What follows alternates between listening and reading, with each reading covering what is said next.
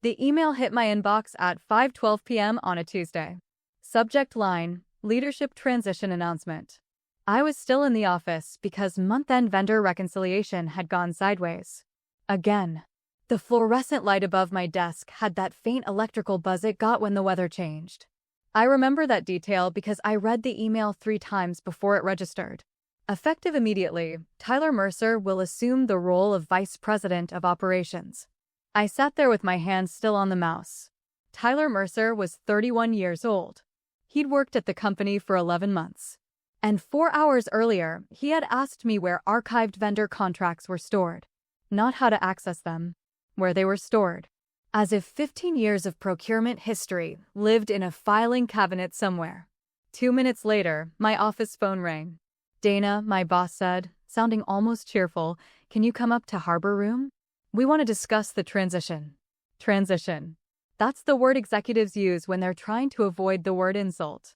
My name is Evelyn Hart. I was 46 years old at the time, Senior Operations Manager at Westbridge Industrial Logistics in Cincinnati, Ohio. I had worked there for 14 years, 3 months, and 6 days. Not that I was counting. Actually, I was. People like me always count. We count inventory discrepancies, missed signatures, contract renewal windows, late shipments, audit exceptions. Eventually, you start counting your own sacrifices too. I started at Westbridge in 2012 managing regional freight compliance for 6 warehouse facilities. By 2026, we had 23 facilities across 4 states, and most of the operational infrastructure holding the company together had my fingerprints on it. I built the vendor authorization matrix they still used every day. Before that, department heads were approving invoices however they felt like approving invoices. We had duplicate payments hitting vendors weekly. 1 quarter alone, I found $740,000 in overpayments buried inside expedited processing adjustments. That discovery got me promoted. Quietly, of course. No plaque. No announcement. Just more responsibility. 3 years later, I designed the VCR protocol. Vendor Compliance Routing. Simple name. Boring system. Extremely important. It flagged contract modifications above certain thresholds and required dual authorization before procurement could release funds. In normal English, it prevented executives from making expensive decisions without another adult in the room. That system reduced contract disputes by 38% in the first year. Saved the company $1.9 million during a steel supply pricing issue in 2022. The CFO mentioned it during an earnings call and forgot to mention who built it. I noticed. I also built the contingency routing structure during the pandemic when half our logistics staff quit within 9 months. While senior leadership held Zoom meetings about dynamic workforce realignment, I was sleeping in my office twice a week trying to keep shipments moving. One night, I brushed my teeth in the 4th floor restroom before a 6 a.m. carrier escalation call. Another time, I missed my younger sister's surgery because a freight coordination server crashed in Indianapolis and nobody else understood the override process. That's the thing about operational knowledge. Nobody sees it until it's gone. At Westbridge, I became the person everyone called when systems failed. Not because I was loud. Because I knew where the bodies were buried. Financially speaking. By year 14, even the board audit committee knew my name. Mostly because every clean audit eventually traced back to some process I had implemented after cleaning up somebody else's mess. Which made the Tyler Mercer announcement almost impressive in its stupidity. Tyler arrived at Westbridge the previous summer wearing a navy suit that looked expensive and fit terribly. Sleeves too short. Pants too tight at the ankle. The kind of outfit bought by someone who thought money automatically translated into authority. He was the son of Richard Mercer. Richard had been COO for 8 years and believed deeply in 2 things, golf and his own instincts. Tyler's official title was Director of Strategic Operations Integration, which sounded important until you realized nobody could explain what it meant. On his second day, he walked into a procurement review meeting 20 minutes late holding an iced coffee the size of a flower vase. "Sorry," he said, dropping into a chair. Traffic was actually insane. We all stared at him. The meeting was virtual. Then he opened a quarterly vendor report upside down. I wish I were exaggerating. Maria Chen from finance noticed me noticing it and immediately looked down to hide her face. Tyler nodded at random intervals while people discussed contract exposure ratios. About halfway through, he interrupted our legal counsel. I think we need to leverage more synergy around the fulfillment vertical. Silence. Not hostile silence. Confused silence. Our legal counsel blinked twice and said, I'm sorry, around what? Tyler smiled like he'd said something profound. The vertical. 3 weeks later, he approved a carrier onboarding request without insurance verification. A basic compliance failure. The kind interns catch. When I pointed it out privately, he leaned back in his chair and grinned. You operations people always overcomplicate this stuff. Operations people. Like we were a separate species. The insurance requirement exists for liability protection, I told him. Sure, but if we bottleneck every decision with process, we lose agility. Agility. That word. Executives use it right before something catches fire. I corrected the issue myself before legal discovered it. Not for Tyler's benefit. For the company's. That became a pattern. Tyler making decisions. Me quietly preventing disasters. Then came the Phoenix Materials incident. That was when I realized Richard Mercer intended to hand his son the entire division regardless of competence. Phoenix was a mid-tier steel vendor out of Kentucky. Tyler negotiated a revised supply agreement personally because he wanted, in his words, ownership visibility. He accidentally approved variable rate freight escalation language buried inside page 14 of the contract, meaning transportation costs could fluctuate without cap protections, meaning Westbridge ate every increase. The contract would have cost us an additional $480,000 annually. I caught it 23 minutes before execution. When I brought the issue into Richard's office, Tyler was sitting there with his feet on the conference table. Richard skimmed the contract summary while Tyler rolled a pen between his fingers. Finally, Richard sighed. Can this be fixed? Yes, I said. Before signature. Tyler smirked. Honestly, Evelyn, you get way too deep in the weeds on this stuff. I looked at him for a second. Then I looked at Richard. Because that was the real audience. The weeds, I said calmly, are where lawsuits usually start. Richard exhaled through his nose like I was exhausting him. We appreciate the catch, he said.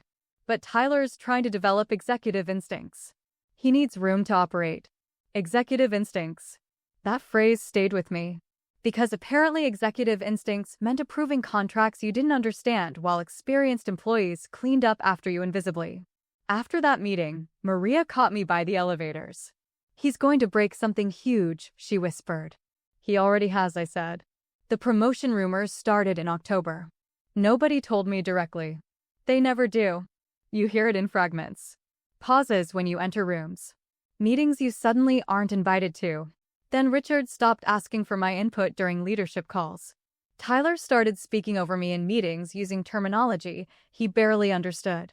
At one procurement review, he interrupted my presentation halfway through. What Evelyn's trying to articulate, he said, is basically a scalability bandwidth issue. I stopped talking, mostly because I wanted to hear where this was going. He clicked to the next slide. Wrong slide. Then the next. Also wrong. Finally, he said, you know what, IT must have uploaded an older deck. I hadn't even sent the presentation to IT yet. Across the table, Daniel Ruiz from compliance rubbed both hands over his face slowly like a man trying not to scream. But nobody corrected Tyler. That's how these situations metastasize inside corporations. People stop correcting incompetence because correcting it becomes politically dangerous. By December, Tyler was attending board prep meetings. By January, Richard stopped including me entirely. Then came Harbor Room. The room itself always smelled faintly like burnt coffee because the industrial warmer in the corner leaked onto the heating plate. Long walnut conference table. Gray carpet. Windows overlooking the river. I walked in at 5:19 p.m. Richard sat at the head of the table. Tyler sat beside him pretending not to look pleased with himself. HR was there too. Sandra Whitmore. Legal pad already open. That's always a comforting sign. Nobody offered me a seat.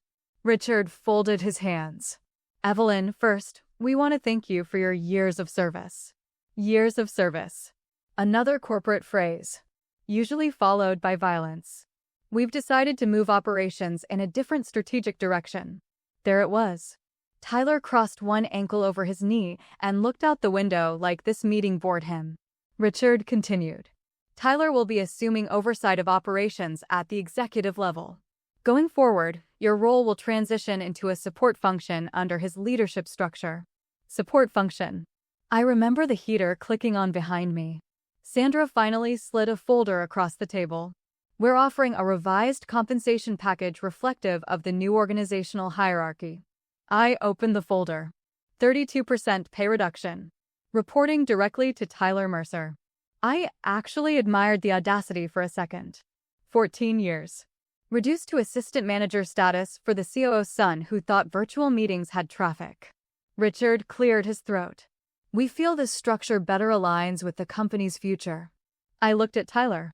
He finally spoke. I think you'll actually enjoy having less pressure day to day. That line almost made me laugh. Almost. Instead, I closed the folder carefully. Nobody in the room met my eyes except Sandra from HR, and she looked physically uncomfortable. Daniel from compliance was outside the glass wall finishing another meeting. I saw him glance toward Harbor Room. He saw my face. Then he looked away immediately. Corporate survival instinct. I stood. Richard frowned slightly. We'd like your answer by Friday. You have it, I said. Tyler blinked. You're resigning? Yes. Richard straightened in his chair. That surprised him. Because men like Richard always think institutional loyalty outweighs dignity. We should discuss this carefully, he said. I already have. Then Tyler made the mistake. You know, he said casually, operations isn't really a one-person dependency anymore. I looked at him for a long moment. Then I said the truest thing I said that entire year. I hope that's true. And I walked out. No scene. No speech. No dramatic exit. Just my heels against gray carpet and the faint smell of burnt coffee behind me. By the time I reached the parking garage, I was already mentally organizing transition timelines. Because here's what they didn't know. For the previous 7 months, I had been leading a mandatory compliance modernization initiative tied to new state procurement regulations. Boring project title. Extremely important project. Richard barely paid attention to it because compliance work bored him unless regulators were actively threatening fines. The initiative involved updating vendor authorization controls inside the VCR protocol I'd originally built years earlier. Specifically, dual authorization enforcement on critical vendor agreements exceeding certain financial thresholds. Simple concept. If someone modified or approved high-risk contracts without secondary authorization and documentation review, the system generated an escalation alert. Not to management. To the board audit committee directly. That routing requirement came from outside counsel after several public procurement scandals hit regional logistics firms. I didn't invent the requirement. I just implemented it correctly. That distinction matters. The project started the previous August after Daniel from compliance forwarded me a regulatory advisory memo. Can you handle this quietly? He'd asked. Already started, I told him. By November, I had mapped every vendor authorization pathway personally because nobody else understood how fragmented the approval chains had become.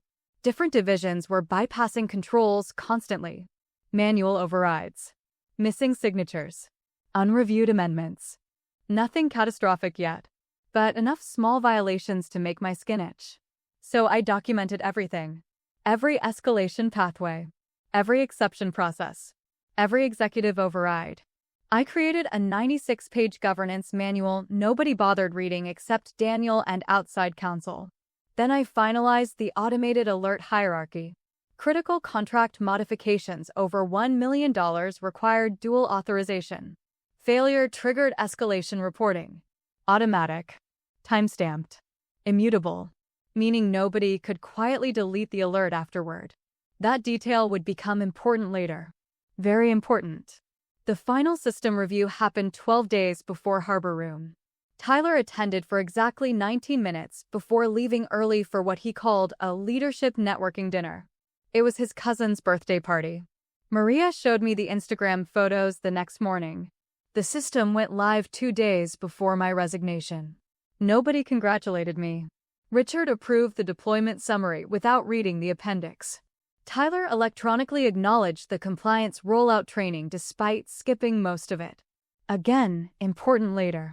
After I resigned, they requested a 30-day transition period. I declined politely. My employment agreement only required 2 weeks. I gave them 13 days. Generous, honestly. During those 13 days, Tyler avoided me unless witnesses were present. Richard suddenly became overly friendly. "Let's make this smooth," he told me repeatedly, which usually translates to, "Please don't leave us exposed." I documented everything meticulously before leaving. Vendor renewal calendars, escalation matrices, audit schedules, pending disputes, open compliance reviews. I even created simplified executive summaries because Tyler clearly lacked the attention span for full operational documentation. At 6:41 p.m. on my final day, Daniel stopped by my office carrying 2 coffees. "You sure about this?" he asked quietly. "Yes. They have no idea what you actually do." "I know." He sat across from me for a moment. Then he said something I still remember exactly. "Richard thinks systems run themselves once they exist." I smiled slightly. That misunderstanding keeps people like me employed. At 7:08 p.m., I shut down my laptop, placed my office badge on the desk, and walked out of Westbridge Industrial Logistics for what I assumed was the last time. The strange thing? I wasn't angry anymore. Just curious. Because I knew exactly how fragile their confidence actually was. 48 hours later, Tyler called me at 9:13 Saturday morning. I let it ring 6 times before answering. "Hello. Evelyn, hey. Quick question." His voice already sounded thinner. "What kind of question?" "So procurement's having an issue with the Great Lakes carrier renewals." Of course they were. The Great Lakes contracts renewed quarterly through layered approval sequencing tied to insurance verification windows. Tyler had ignored half the transition notes explaining it. "What issue?" I asked. "Well, the renewals didn't process correctly." "They expired?" Pause. "Temporarily." "Meaning yes." "How many carriers?" Another pause. 8. I leaned back in my kitchen chair. 8 expired carrier contracts meant outbound freight delays across 3 warehouse regions. Expensive delays. Tyler kept talking rapidly. "I think the routing matrix got locked behind some kind of permissions conflict." "No," I said calmly. "The approvals timed out." Silence. "Then, can you walk me through fixing it?" There it was. Not even 48 hours. "The process is documented," I said. "Yeah, but some of the terminologies, honestly, a little over-engineered." Translation. He didn't understand it. I took a sip of coffee. "The instructions are in section 4. Can you just hop on a quick Teams call?" "No." Long silence. Then the first crack of irritation entered his voice. "Evelyn, we're trying to maintain operational continuity here." I almost admired the phrasing. He sounded exactly like Richard. "You should probably do that," I said. Then I hung up. Maria texted me an hour later. "Everything's on fire. No greeting. No punctuation." I called her. "How bad?" 3 warehouse managers are screaming at procurement right now. Tyler approved temporary overrides without insurance verification again. I closed my eyes briefly. "Legal knows." "Oh, they know." In the background, I heard voices and phones ringing. Maria lowered her voice. "And Richard's blaming IT." Of course he was. By Monday morning, the delayed freight issue had already cost Westbridge roughly $410,000 in expedited recovery logistics. But that wasn't the real problem. The real problem arrived at 2:17 p.m. Monday afternoon. Phoenix Materials. The same vendor Tyler nearly mishandled months earlier. Apparently Tyler decided the existing supply agreement was operationally restrictive. So he authorized revised pricing amendments personally over the weekend to increase procurement flexibility. Maria sent me screenshots because apparently half the executive team had started panic texting each other.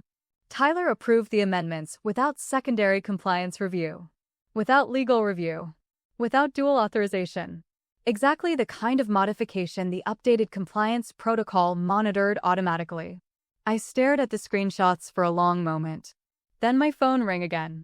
Daniel. I answered immediately. They triggered it, he said without preamble. I stood slowly from my kitchen table. The board alert? Yes. His voice sounded exhausted already. When? 23 minutes ago. And the audit committee acknowledged receipt. That was fast. Too fast. Which meant someone on the board had probably already been concerned about procurement controls before this happened. Daniel exhaled sharply. There's more. I waited. The automated review pulled historical authorization logs. My grip tightened slightly on the phone. How far back? 11 months.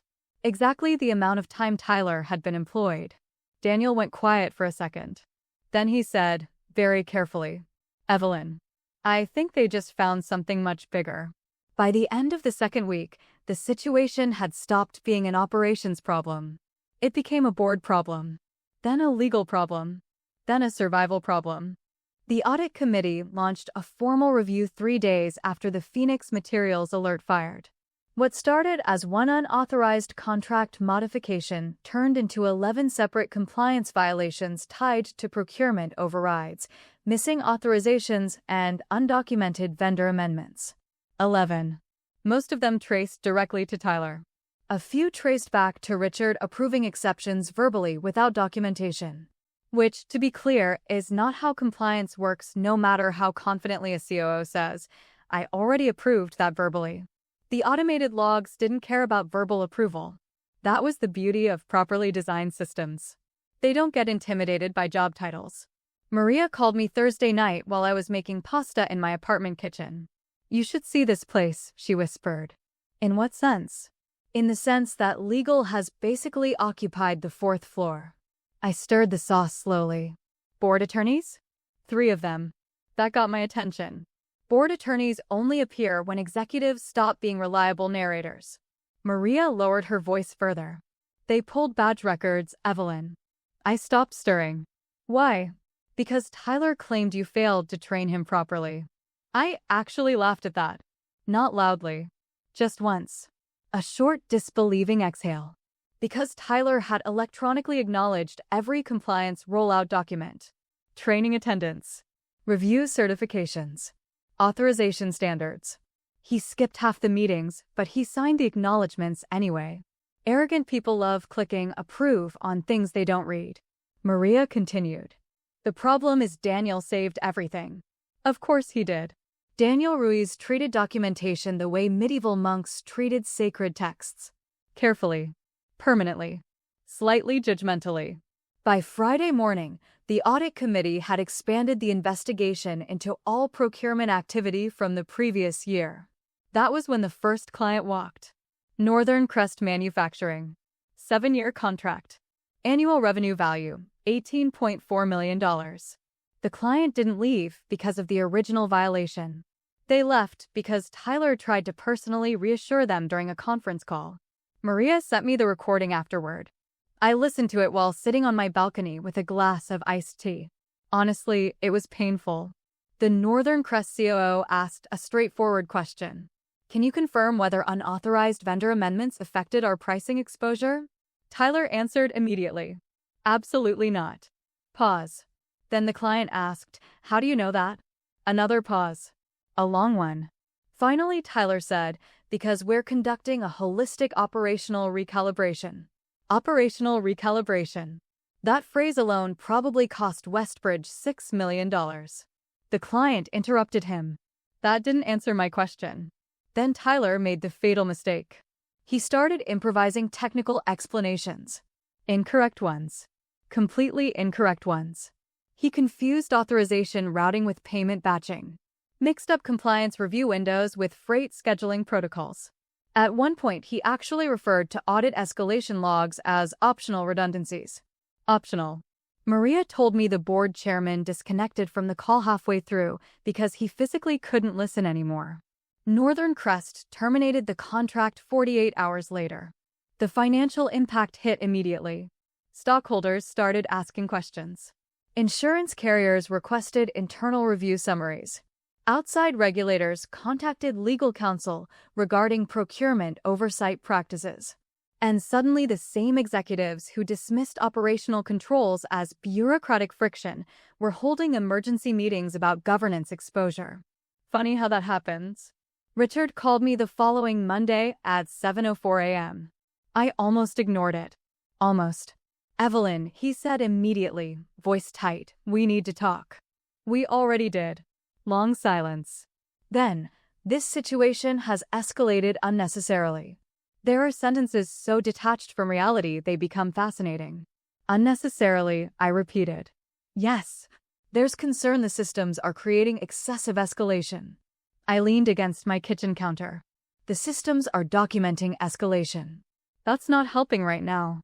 No, it probably wasn't. "What exactly do you want, Richard?" Another pause. "We'd like you to come back in a consulting capacity temporarily while we stabilize operations." Temporarily. Interesting word choice considering the building was apparently on fire. "What happened to operational continuity?" I asked. He ignored that. "We're prepared to discuss compensation." I walked over to the window. Rain against the glass. Gray morning sky. Quiet apartment. For the first time in 14 years, I drank coffee without checking overnight shipment alerts. Honestly, it was wonderful. "How much?" I asked calmly. We were thinking perhaps a transitional advisory arrangement, which meant they still thought this was negotiable from a position of strength. I smiled slightly. "No." Richard inhaled sharply. "You haven't even heard the number." "I don't need to." His voice hardened. "Evelyn, this company gave you 14 years of opportunity." There it was. The loyalty speech. Companies love discussing loyalty right after demonstrating none themselves. I answered quietly. "No, Richard.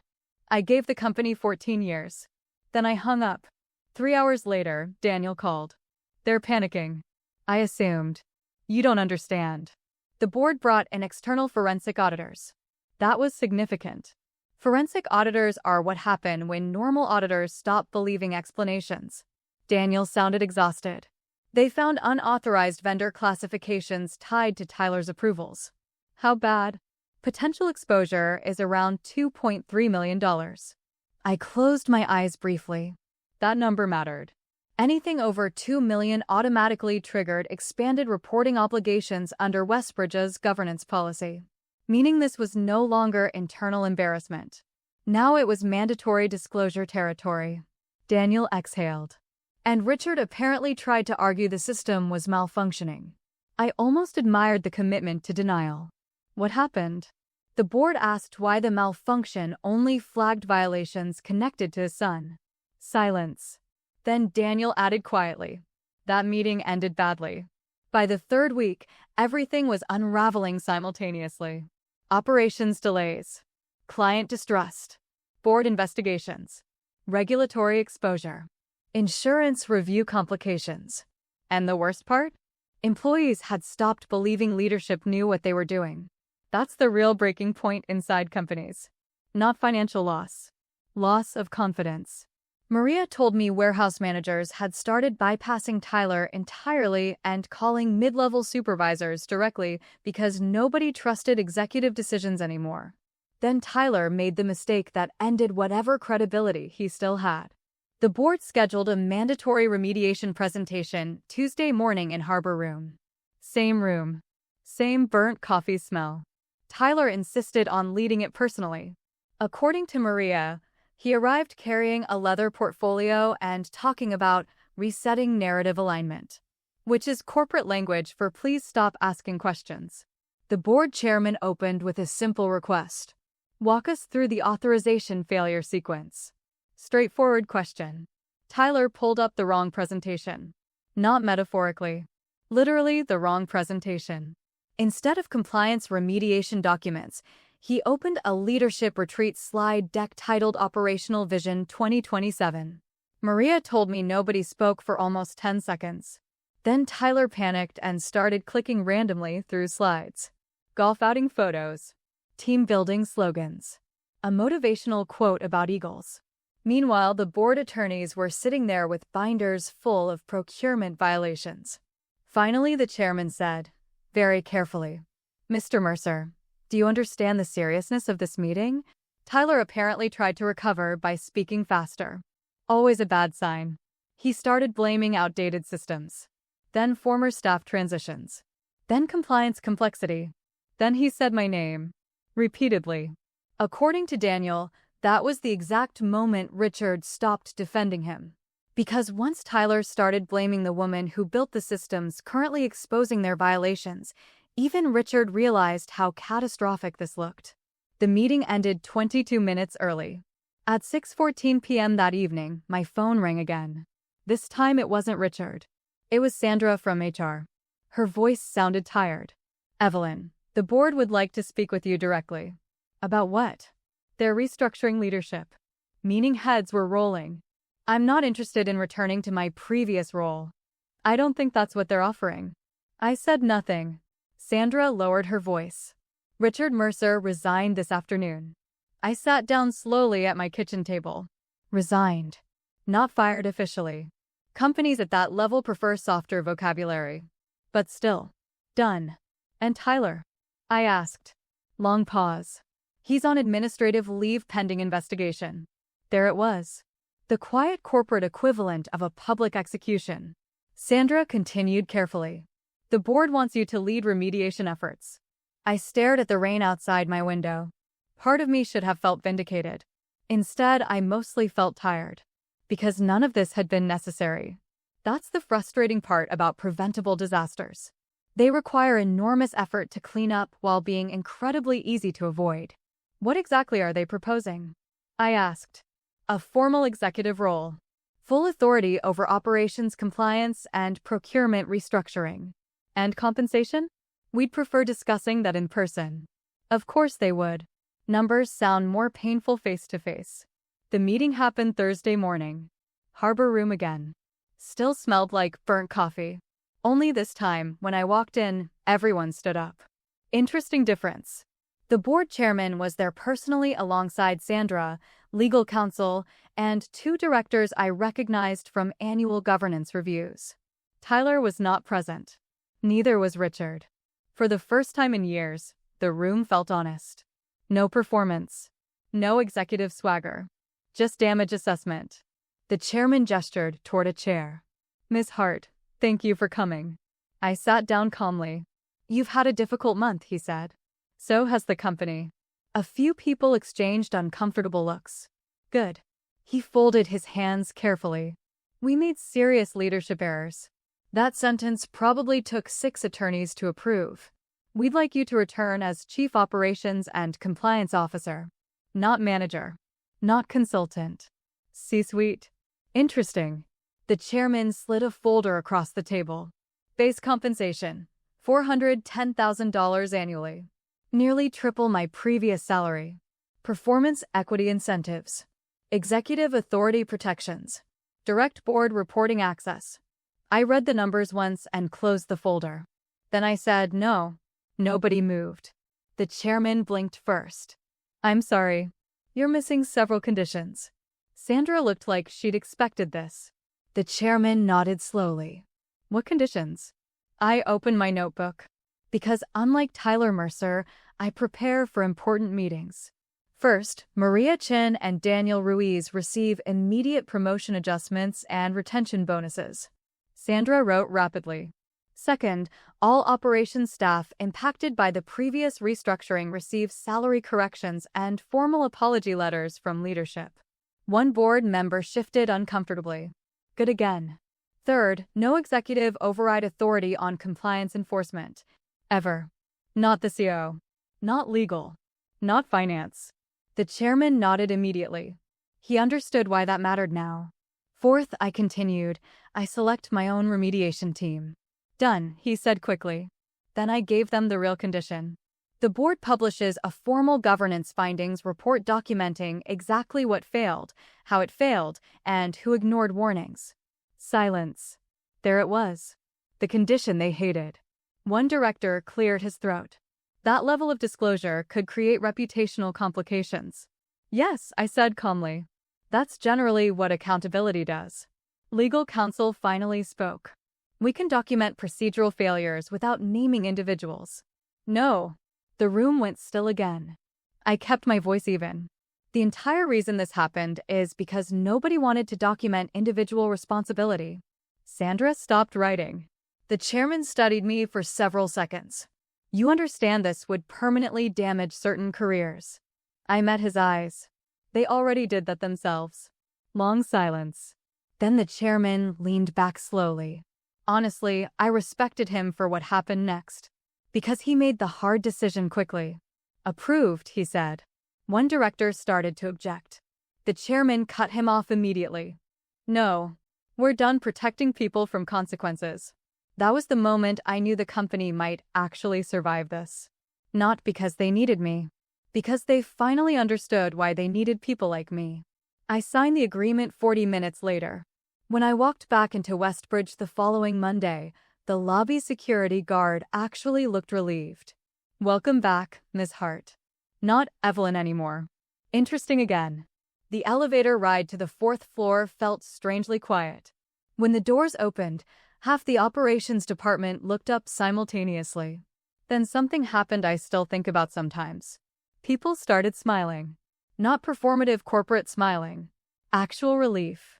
Maria walked out of finance holding a coffee cup. You came back. You sound surprised. I watched Tyler try to explain freight sequencing to legal counsel.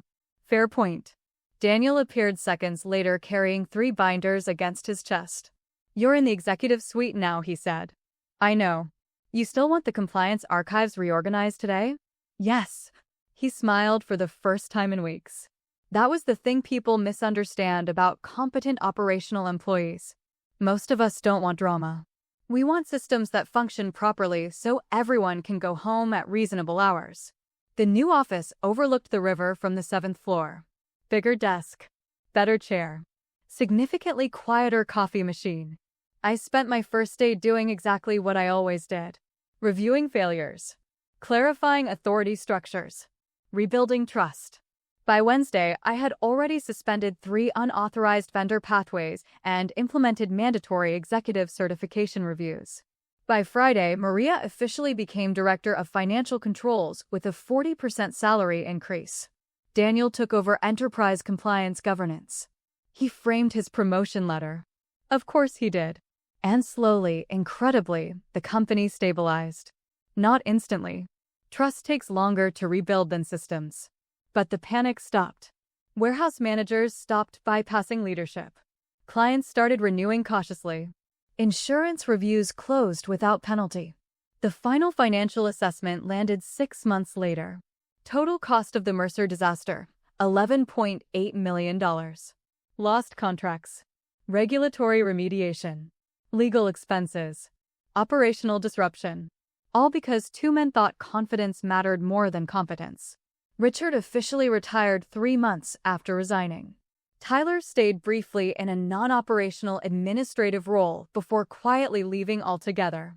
No dramatic ending. No public humiliation. Just diminished authority followed by silence. Honestly, that felt appropriate. 6 months later, my life looked completely different. I left the office by 6 most nights. Imagine that. I took a weekend trip to Vermont without checking my email once. Maria started hosting Friday dinners for the operations team because apparently surviving executive incompetence together creates strong friendships. Daniel became mildly insufferable about governance frameworks after his promotion, but in a charming way. And Westbridge? Westbridge became stronger. Because competent systems finally had executive protection instead of executive interference. One evening, almost a year after Harbor Room, I stayed late finishing quarterly review notes. The office was quiet, rain tapping softly against the windows. I realized the fluorescent light above my desk wasn't buzzing anymore. Facilities must have finally replaced it. Funny the details you remember. I thought back to that email. Leadership transition announcement. At the time, it felt like the worst moment of my career. Maybe it was. But it also forced something necessary into the open. Companies survive bad quarters all the time. What they struggle to survive is confusing authority with capability. That confusion is expensive. If you've ever been underestimated at work, I hope this story reminds you that quiet preparation always beats loud arrogance. If this resonated, Like and subscribe. I share stories like this every week. And remember, the people who treat compliance like paperwork usually learn what it's really for after the alarms start ringing.